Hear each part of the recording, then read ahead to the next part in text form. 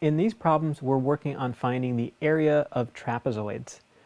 And the formula for that is, well, we've got several different sides here. These sides, the non sort of angled ones, the parallel sides, we call them bases. So it's base 1 plus base 2, in this case that'd be 20.5 and 11.5, divided by 2. That's really the average of those bases. So it's the average of the bases times the height. And the height they get here by dropping a perpendicular down from one of these vertices here. Similar to what you'd do to find the height in a triangle. In this diagram, this is pretty easy to calculate now. We have the area equals 20.5 plus 11.5 divided by 2 times 11. That's our height there. And you can just go ahead and crunch the numbers on that one. And you should get, well, let's see, that comes out to 16 times 11. So that is 176, and our units were centimeters. This is area, so centimeters squared. All right, let's look at another one. This one's a little bit trickier. It says an isosceles trapezoid. And what makes an isosceles trapezoid isosceles is that it has these two sides come down at the same angle, they're the same length.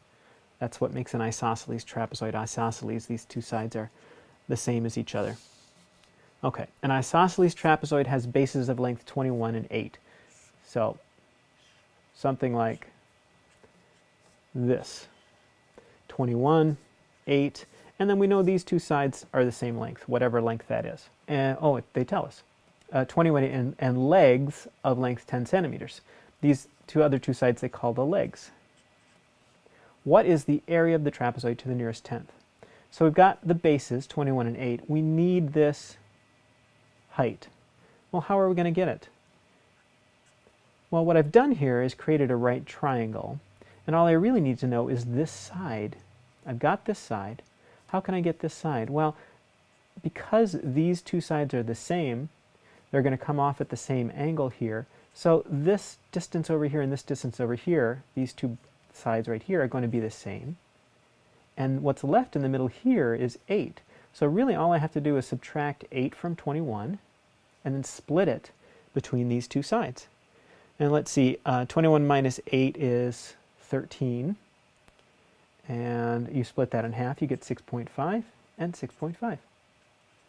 Now we can use the Pythagorean theorem to find out what this height is. So the 10 is the hypotenuse side, so we've got 6.5 squared plus b squared equals 10 squared. So that's 42.25 plus b squared equals 100. So our height equals, so b squared equals 57.75.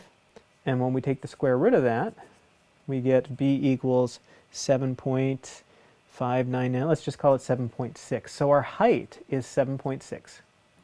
Now, the area of a trapezoid is the average of the two bases. So in this case, that's 21 plus 8 divided by 2 times the height.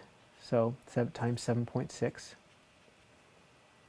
And that equals 110.2, and we were in centimeters here, so centimeters squared. So that's a little bit of work with the areas of trapezoids.